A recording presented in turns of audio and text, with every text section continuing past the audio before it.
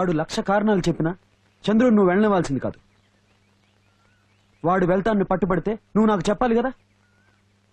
రై, నిజం చెప్పరా, వాడు మనస్ఫూర్తిగా ఈ పెళ్లి ఒప్పుకున్నాడా లేక ఎవరన్నా బలవంతంగా ఈ పెళ్లి కొప్పించారా? చెప్పరా. మా అమ్మా నాన్న ఏమన్నా వాడిని బలవంతం చేశారా? వాళ్ళెవరూ ఏమనలేదు. మరెవరు?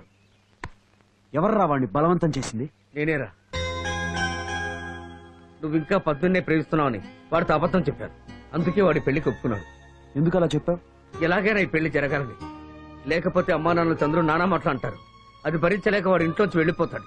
అప్పుడు అమృత జీవితాంతం ఏడుస్తుంది. వీటన్నిటికీ పరిష్కారం ఒక్కటే, అది పద్మినితో నీ పెళ్లి. అందుకే అబద్ధం చెప్పాను.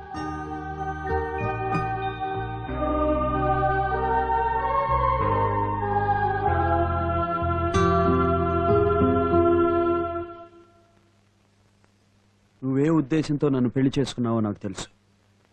అది జరగదని రుజువు చేయడానికే నీ మెళ్ళలో తాళి కట్టాను. నువ్వే కాదు, ఆ దేవుడు కూడా మమ్మల్ని ఏమీ చేయలేదు.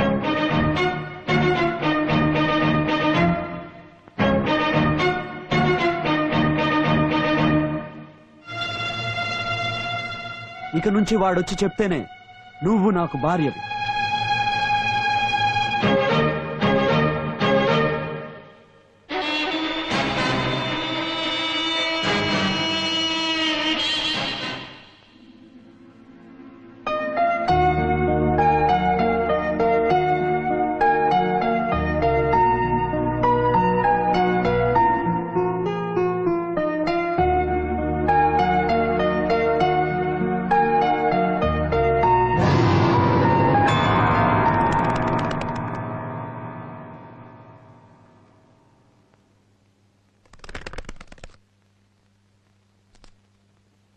నేను నీకు భార్యగా ఉండటానికి నీ ఫ్రెండ్ పర్మిషన్ కావాలంటే ఈ క్షణమే ఇల్లు వదిలి బయటికి వెళ్ళొచ్చు. పద్మిని.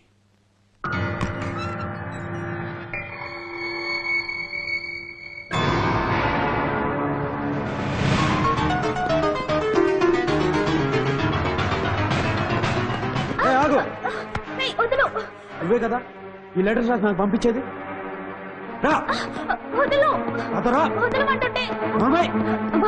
ఏమిటి ఈ గొడవ? ఏంటి?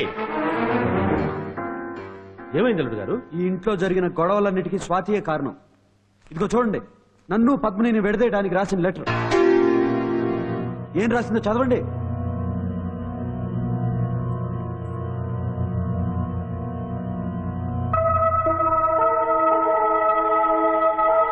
ఇలా చాలా సార్లు నువ్వు రాసినట్టే లెటర్ రాసి నన్ను నీ వెంట తిరిగేలా చేసింది. నిశ్చితార్థం రోజు రాత్రి నన్ను నీ బెడ్రూమ్కి రమ్మని లెటర్ రాసింది స్వాతి. నన్ను చంద్రుని తప్పుదారి పట్టించింది స్వాతి. నీ పెళ్లి ఆగిపోవడానికి కారణం స్వాతి.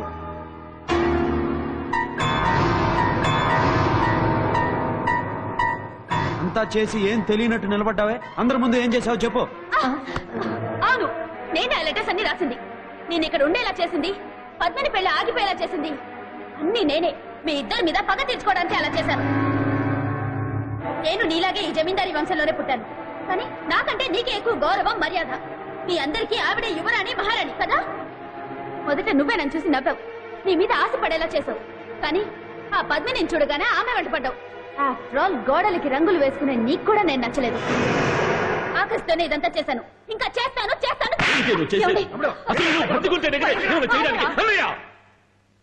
తల్లి లేని పిల్లని పద్మిని తల్లి మీద పెంచుకున్న ఆప్యాయతని కూడా ఇది భరించలేకపోయింది.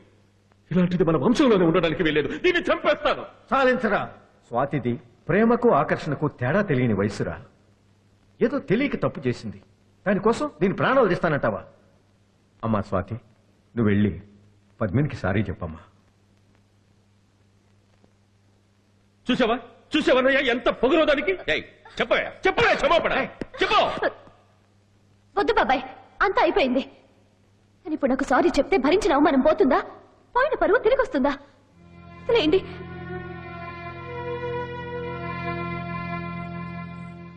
చూడు స్వాతి, నేను నిన్నే కాదు ఎవరిని తక్కువగా చూడను. నాకు తెలియకుండా నేను అలా చూసుంటే నన్ను క్షమించు.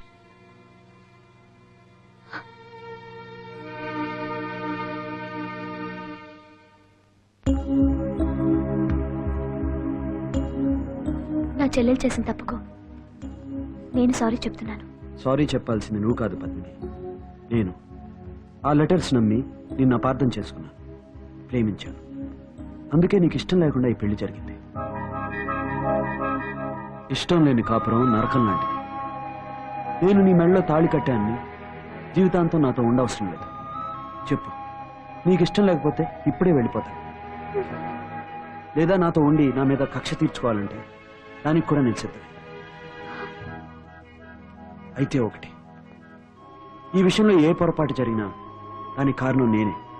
నా ఫ్రెండ్ చంద్రు వాడు ఏ తప్పు చేయలేదు. వాడికి నా మీద ఉన్న ప్రేమతో నువ్వు నన్ను మోసం చేశావన్న కోపంతో నిన్న ఆ మాటలన్నాడు. వాడి మీద కోపం పెంచుకోవద్దు. అతని మీదే కాదు, స్వాతి మీద కూడా నాకు ఎలాంటి కోపం లేదు. తను అలా చేసుండకపోతే మీలాంటి ఒక మంచి మనిషి నాకు భర్తగా దొరికుండేవాడు కాదు.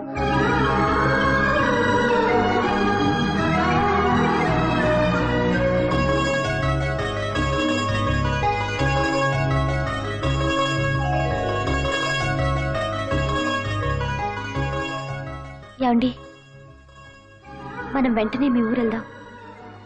చంద్రుని మన పెళ్లి చూడనివ్వకుండా బయటికి పంపేశాను. అతనికి క్షమాపణ చెప్పాలి. పద్మిని, ఇదంతా వింటుంటే నాకు చాలా సంతోషంగా ఉంది. చందు ఈ మాట విన్నాడంటే చాలా ఆనందపడతాడు. రా పద్మిని.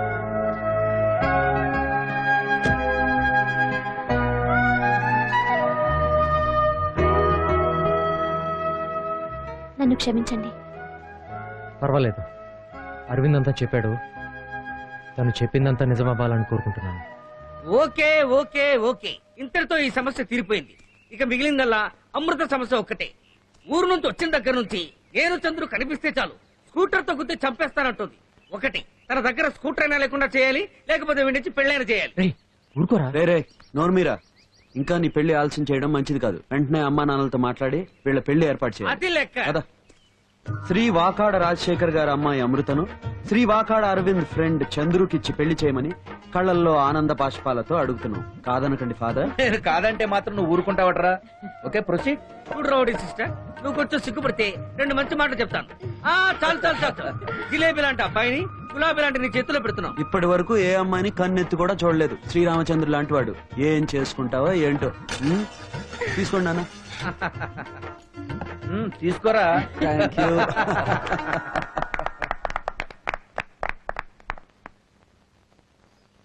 నో, ఈ పెళ్లి జరగడానికి వీల్లేదు. మామయ్య ఊ అంటే మీరిద్దరు గంగిరెద్దులా తల ఆడిస్తూ నిలబడ్డవేనా? అమ్మా అమ్మా అమ్మా, చిన్నప్పటి నుంచి అమృత నాకే సొంతం నా మనసులో ఎన్నో ఆశలు పెట్టుకుని పెరిగానమ్మా. ఇప్పుడు ఎవడో ఒకటి వచ్చి దాన్ని పెళ్లి చేసుకుంటాను అంటుంటే నేను చూస్తూ ఊరుకుంటాను అనుకుంటున్నారా? బుద్ధి లేకుండా మాట్లాడకు. అరవింద్ ఎదిరించి పెళ్లి చేయగలమా? అది కాదండి, సొంత మేనత్త కొడుకు వీడుండగా వేరెవరికో ఇచ్చి దాన్ని పెళ్లి చేస్తానంటే ఎలా? నువ్వు నోరు పోయే. వాడు వైపు మండిపోతుంటే నువ్వు పెట్రోల్ పోస్తున్నావా? చాలు, ఇక మీద ఏం చెయ్యాలో నాకు బాగా తెలుసు.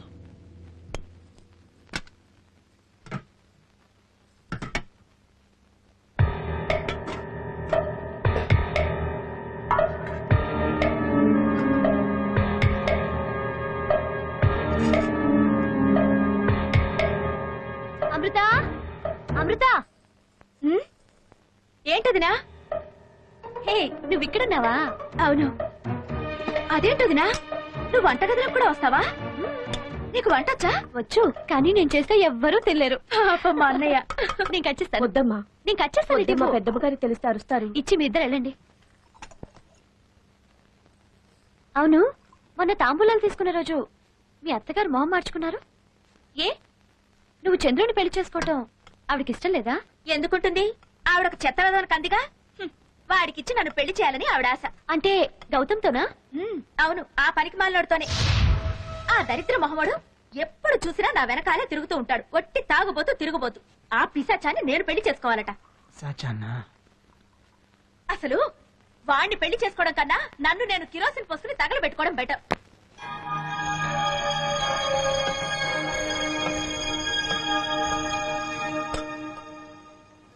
లక్ష్మి. ఏంటమ్మా? స్టోర్ రూమ్కి వెళ్ళి పసుపు తీసుకురా. అలాగేనమ్మా. నువ్వు వెళ్ళి బయట పని చూడు. సరేనమ్మా, నేను తీసుకొస్తా.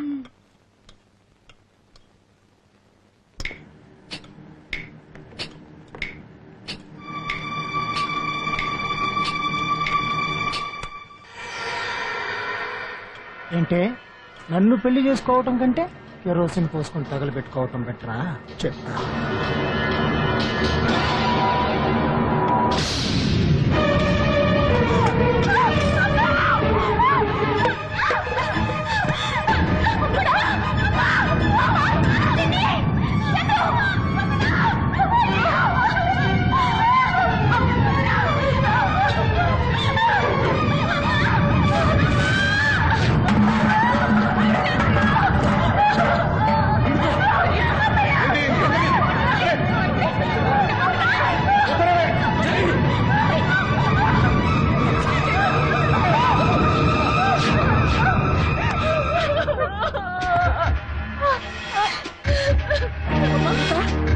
ఏంటమ్మా ఇది?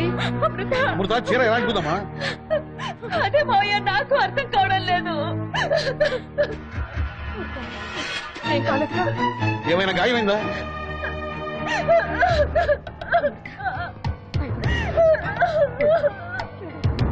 ఏం కాలేదుగా?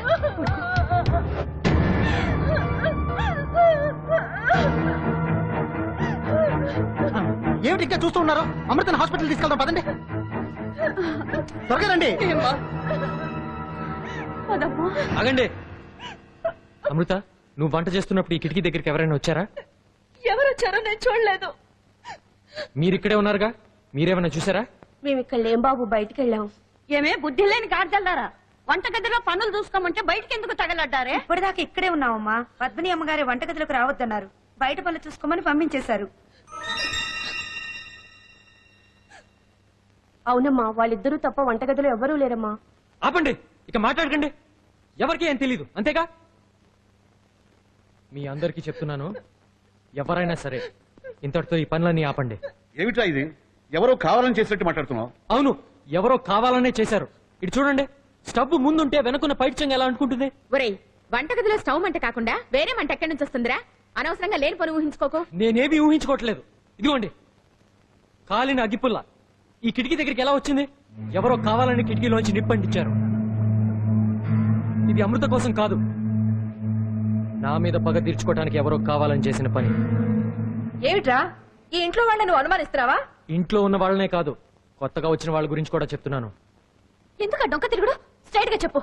ఈ ఇంటి కొత్తగా వచ్చిందని నేనేగా, నన్నేగా నువ్వు అనుమానిస్తోంది? నేను ప్రత్యేకంగా ఎవరిని అనుమానించడం లేదు. లేదు, నువ్వు నన్ను అనుమానిస్తున్నావు.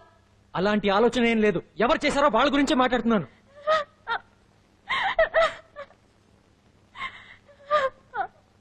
నా మీద ఎవరికైనా పగుంటే నా మీదే తీర్చుకోండి, అంతేగాని ఇంట్లో వాళ్ళని ఏమైనా చేశారో వాళ్ళని ఊరికే వదలను. చంద్రు, ఏమైంది? ఏమైంది మా? అరే, ఎవరు మాట్లాడరే? అమృత, ఏమైంది? అబ్బే, ఏమీ లేదు. అమృత వంట చేస్తున్నప్పుడు తన పైట కొంగకి నిప్పంటుకుంది. దానికి కారణం నీ భార్యనని నీ ఫ్రెండ్ చెప్తున్నాడు.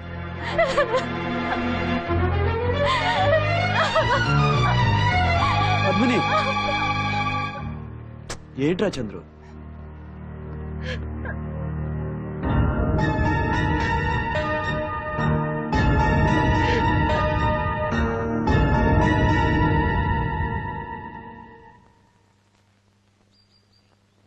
ఏంట్రా ఇది? ఏదో పరాయి వాళ్ళలాగా నీ భార్యను వాడు తిడితే వాడి భార్య నీ ఇంట్లో ఉందిగా, దాన్ని తిట్టు. అంతేగాని ఇలాంటి చిన్న చిన్న విషయాలు గొడవపడే ఫ్రెండ్షిప్ రమ్మంది. ఏంటి ఆ చిన్న విషయం? ఇంకొంచెం ఆలస్యం ఏమిటి అమృత ప్రాణం పోయేది. అందుకే కోపం వచ్చింది, అడిగాను. తప్ప? కీమో, వాడు అడగటం తప్పు కాదు, కోపడటం తప్పు కాదు. కానీ నా భార్య నిప్పంటించిందని ఎలా చెప్పగలడు? నీ భార్య చేసిందని నేను చెప్పలేదు, ఎవరో కావాలని చేశారని చెప్పాను. ఆ మాట అంటే తనుకెందుకు అంత కోపం? గుమ్మడికాయలు దొంగంటే భుజాలు తణుకున్నట్టు. చూడరా, ఇప్పుడు కూడా పద్మిని అనుమానిస్తున్నాడు. ఆగరా నువ్వు.